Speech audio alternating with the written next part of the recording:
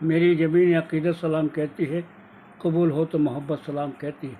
اسم راشد کی ادبی دنیا میں ہم پیش کرنے جا رہے ہیں آپ کے لیے، خاص کر طلباء و طالبات کے لیے جو 10ویں جماعت سے ان کا تعلق ہے، مغربی بنگال بورڈ کے سلیبس سے دوسری غزل جو مرزا غالب کی ہے، اس میں نصاب میں ان کی 2 غزلیں ہیں۔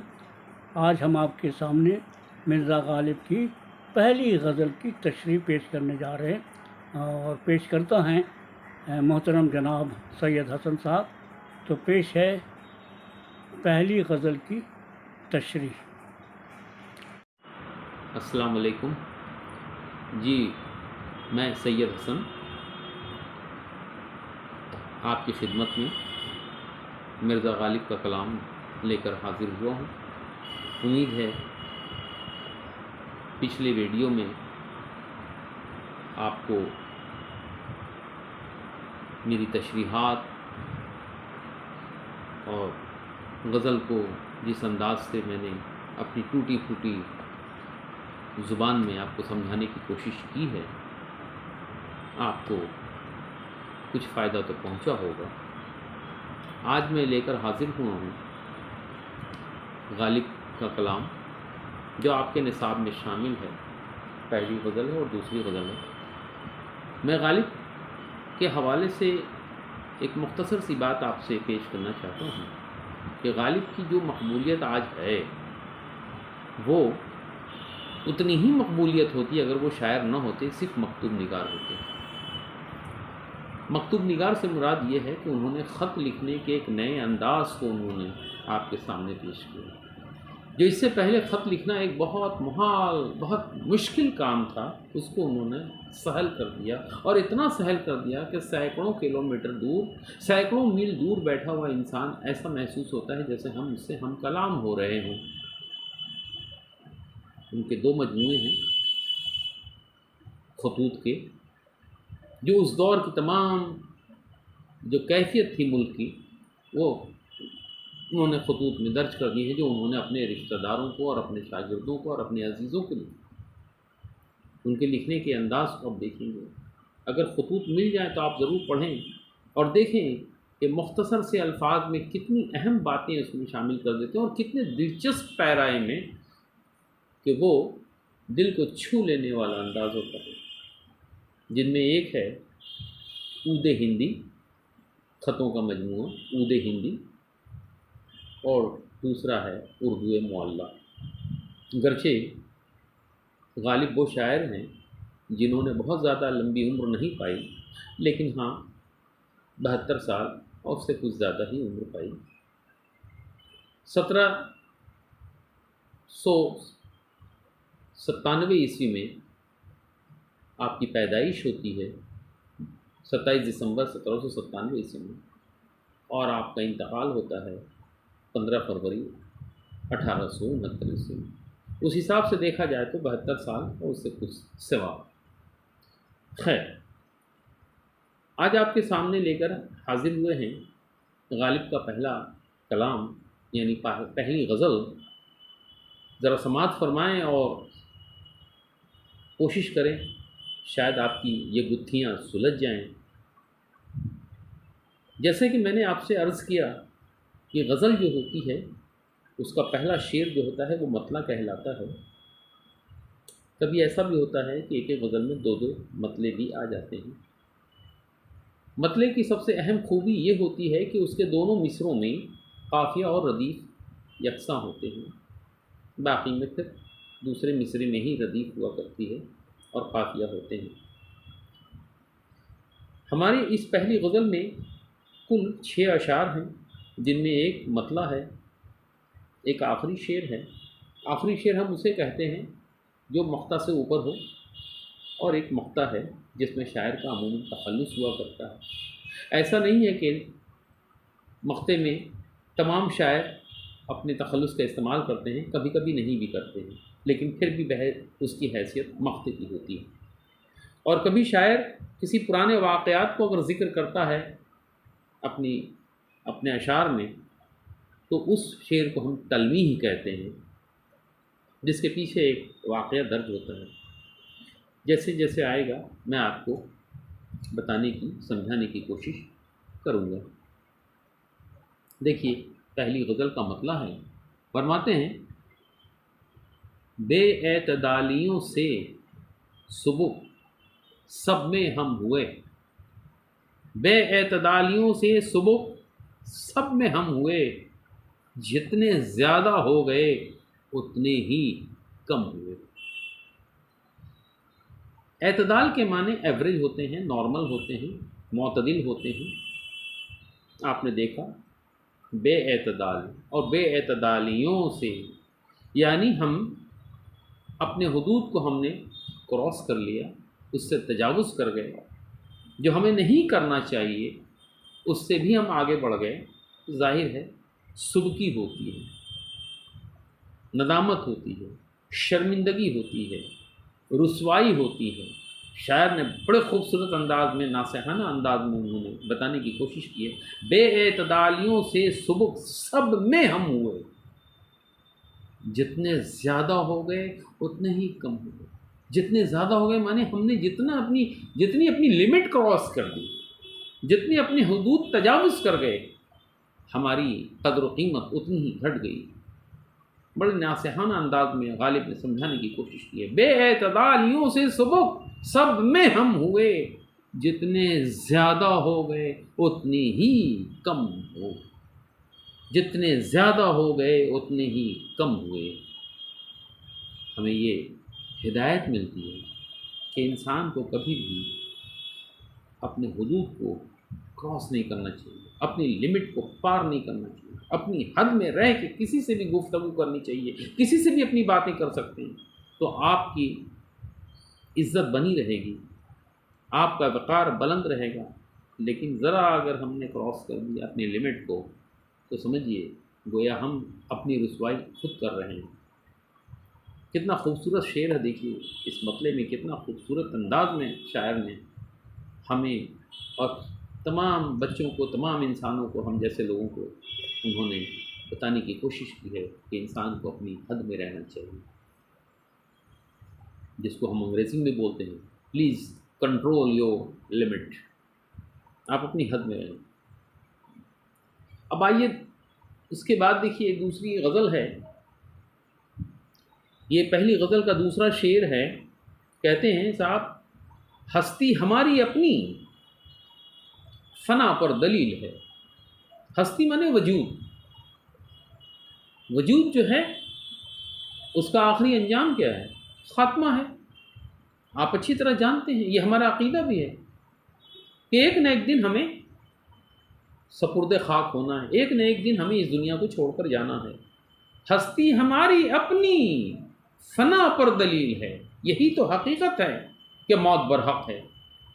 کل نفس ذائقۃ الموت، جتنی بھی نفوس ہیں بہرحال انہیں موت کا مزہ چکھنا ہے۔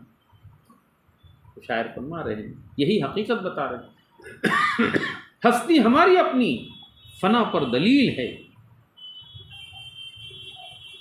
یہاں تک مٹے، یہاں مانے اس حد تک مٹے، یعنی ختم ہوئے کہ آپ ہم اپنی قسم ہوئے۔ دیکھیے بڑے بڑے بادشاہ حکمراں آئے، آج کہیں ان کا نام و نشان ہے؟ کچھ بھی نہیں۔ لیکن خوبصورتی جو ہے اس مصرے میں یہ ہے کہ جب انسان کے پاس کچھ بھی نہیں رہتا تو کہتے ہیں بھائی قسم کھانے تک کے لیے کچھ نہیں ہے۔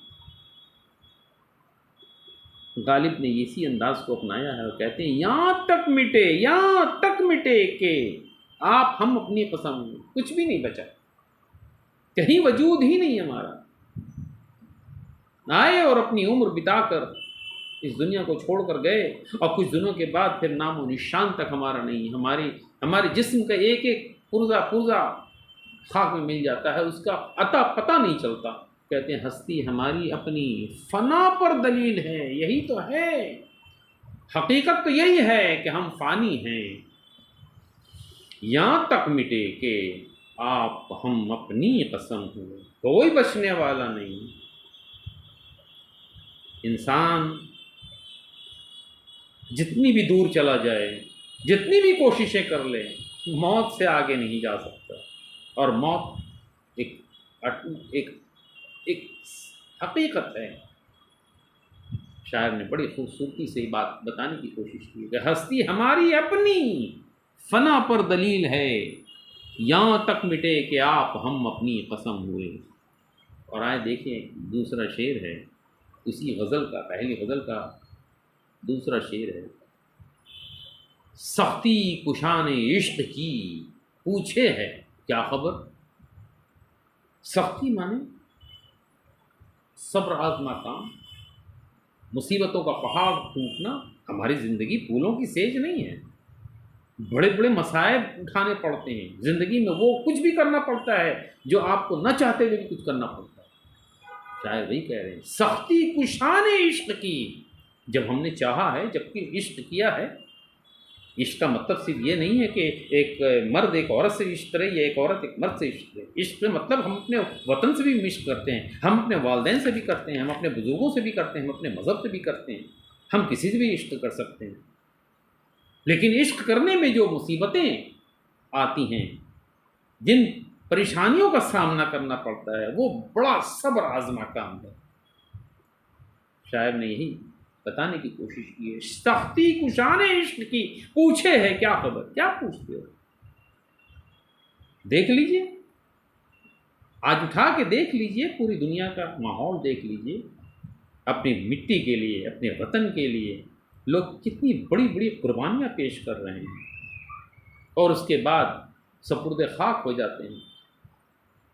سختی کشان عشق کی پوچھے ہے کیا خبر، وہ لوگ رفتہ رفتہ سراپا عالم ہوئے۔ یہاں عالم کے معنی دکھ مصیبت ہیں، دکھ مصیبت کے مجسمہ بن گئے، علامت بن گئے۔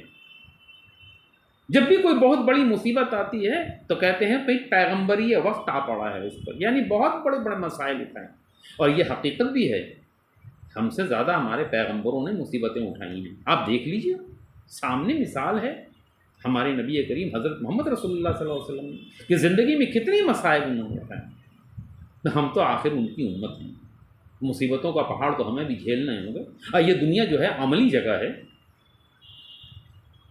یہ پھولوں کی سیج نہیں ہے، آرام سے یہاں زندگی نہیں گزار سکتے۔ ہر قدم پر ہمارا امتحان ہے، ہمیں ان امتحانات میں ثابت قدمی پیش کرنی ہوگی۔ سختی کشان عشق کی پوچھے ہے کیا خبر، وہ لوگ رفتہ رفتہ سراپا عالم ہوئے۔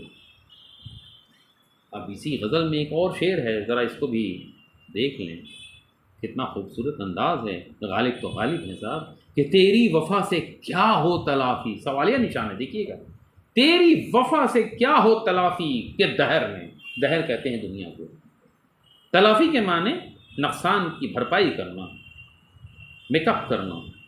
تیری وفا سے، یہاں ذرا طنز کا پہلو بھی ہے، محبوب جو ہے عاشق کی دلجوئی کر رہا ہے، لیکن وہ دلجوئی بھی آپ جانتے ہیں بس دم بھرنے کے لیے، جی بہلانے کے لیے، حقیقت سے اس کا کوئی واسطہ نہیں ہے۔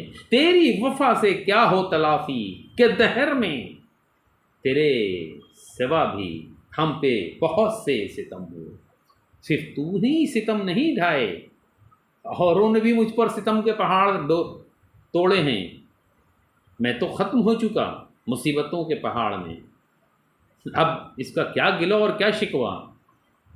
تو شاعر نے ذرا طنز کے پہلو اپناتے ہوئے یہ کہا اپنے محبوب سے کہ تیری وفا سے کیا ہو تلافی کہ دہر میں تیرے سوا بھی ہم پہ بہت سے ستم ہوئے۔ تو ظاہر بات ہے یہ ستم سہنے کی جگہ ہے، دنیا میں ایک پر ایک مصیبتوں کا سامنا کرنا پڑتا ہے، اور وہی مردوار ہوتے ہیں، وہی بہادر ہوتے ہیں جو مصیبتوں کو بڑے خوش اسلوبی سے، ٹھنڈے دماغ سے اس کو جھیل لیتے ہیں اور اپنے لیے ایک نئی راہ بنا لیتے ہیں، وہ قابل تعریف ہوتے ہیں۔ اور دیکھیے یہ آخری شعر ہے، یہ لکھتے ہیں کہتے ہیں شاعر کہ لکھتے رہے جنون کی حکایات ہوں چکا، بہت مشہور شعر ہے، بہت مشہور ہے. لکھتے رہے جنون، جنون کے معنی دیوانگی، پاگل پن. حکایت، حکایت معنی قصہ، حکایات اس کی جمع ہو گئی عربی جمع. خوں چکا، سارے مناظر جو ہیں، سارے نظارے جو ہیں خون سے لت پت ہیں. آپ دیکھ لیجئے دہلی کس طریقے سے اجاڑی گئی، کتنے قتل و غارت کا ماحول لوگوں کو جھیلنا پڑا. غالب نے بھی یہ منظر اپنی آنکھوں سے دیکھا. 1857 کا غدر کا ماحول ہے، ذرا خیال کیجیے گا. لکھتے رہے جنوں کی حکایات خون چکا، ہر چند اس میں ہاتھ ہمارے قلم میں. ظالموں نے میرے جینے کے سارے سامان چھین لیے، لیکن میں نے بھی بدلہ لے لیا. میں نے بھی قلم نہ صحیح اپنے ہاتھ کو قلم بنا دیا اور اپنے خون سے تمہاری تاریخ رقم کر دی. اور کہتے ہیں جو تاریخ لکھ جاتی ہے تو وہ مٹتی نہیں. تاریخ اپنا کام کرتی رہتی ہے. ماضی کے سارے اوراق مستقبل میں دہرائے جائیں گے اور ظالموں کا ظلم کھل کر آئے گا. شاعر وہی کہتے ہیں لکھتے رہے. میں نے لکھنا بند نہیں کیا، ہر حال میں لکھا. لکھتے رہے جنوں کی حکایات خوں چکا، ہر چند اس میں ہاتھ ہمارے قلم. صبر سے کام کرتے رہیے، اپنا کام کرتے جائیے. ہماری زندگی تو آخرت کی زندگی ہے، دنیاوی زندگی تھوڑی ہے ہماری. یہاں تو ہم امتحان دینے کے لیے آئے ہیں اور امتحان ہو رہا ہے. ہماری زندگی کا ایک ایک لمحہ وہ امتحان کے دور سے گزر رہا ہے. یہ آخری شعر تھا اور بہت ہی مشہور و معروف شعر ہے. لکھتے رہے جنوں کی حکایات خون چکا، ہر چند اس میں ہاتھ ہمارے قلم ہوئے. اور مقطع ذرا غور فرمائیے، کتنی خوبصورتی سے غالب صاحب فرماتے ہیں، چھوڑی اسد نہ ہم نے گدائی میں دل لگی. اب ذرا میں اس کے سامنے آپ کے یہ بات گوش گزار کرتا چلوں، آپ کو بتاتا چلوں کہ غالب نے شروع میں اپنا تخلص اسد بھی کیا تھا. الف سین دال اسد. اسد کہتے ہیں شیر ببر کو، لائن کو. بعد میں پھر وہ غالب ہوئے. یہاں اسد وہ تخلص جب انہوں نے رکھا تھا تو وہ بات. چھوڑی اسد نہ ہم نے گدائی میں دل لگی. گدائی مانے بھیک مانگنا، فقیری کا حال. دل لگی مانے دل بستگی کرنا، مزاح کا پہلو لینا، دل کو خوش کرنا. چھوڑی اسد نہ ہم نے گدائی میں دل لگی. اکثر ایسا ہوتا ہے کہ آدمی مصیبتوں میں علول جلول والی اس کی کیفیت ہو جاتی ہے، دیوانہ ہو جاتا ہے. لیکن نہیں صاحب، میں نے اپنے آپ کو سنبھال کر رکھا ہے، اپنے دل و دماغ کو محفوظ کر کے رکھا ہے. میں دیوانگی کے راہ پر نہیں چلا، ہوش و حواس میں رہتے ہوئے حالات کا مردانہ وار مقابلہ کیا ہے. کہ چھوڑی اسد نہ ہم نے گدائی میں دل لگی، ساحل ہوئے تو عاشق اہل کرم. سائل کہتے ہیں سوال کرنے والے. تو جب میں نے سوال کیا تو بہت سارے جو ہیں مجھ پر مہربانیاں فرما رہے ہیں، مجھ پر لوگ کرم فرمائی فرما رہے ہیں. لیکن میں سمجھتا ہوں کہ یہ جو محبت ہیں ان کی دراصل ہماری ثابت قدمی بھی ہے.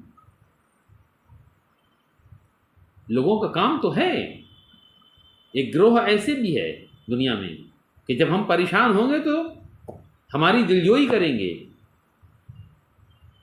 ظاہری طور پر، لیکن جیسے ہی رخ بدلیں گے تو لوگ میرا مذاق بھی اڑائیں گے. یہ اسی پہلو میں لکھ رہے ہیں. چھوڑی اسد نہ ہم نے گدائی میں دل لگی، سائل ہوئے تو عاشق اہل کا. امید ہے آپ کو یہ غزل جو ہے، پہلی غزل، اس کی تشریح آپ کے لیے کچھ سہولت بہم پہنچا دے گی اور آپ خیر و عافیت سے اپنے پرچے کو حل کر پائیں گے. لیکن یہ ہے کہ آپ ذرا اسے غور پہ دیکھیے اور اپنی رائے سے ہمیں نوازیے گا. السلام علیکم. دوستو، ابھی آپ اسم ناشد کی ادبی دنیا میں مرزا غالب کی پہلی غزل جو 10ویں جماعت کے نصاب میں شامل ہے اس کی تشریح سن رہے تھے، اور تشریح پیش کر رہے تھے پریزیڈنسی مسلم ہائی اسکول کے ٹیچر انچارج جناب سید حسن صاحب، جو اردو کے ٹیچر بھی ہیں۔ تو پھر ملتے ہیں آپ کسی پروگرام میں جس کا نام ہے سیم راشد کی ادبی دنیا۔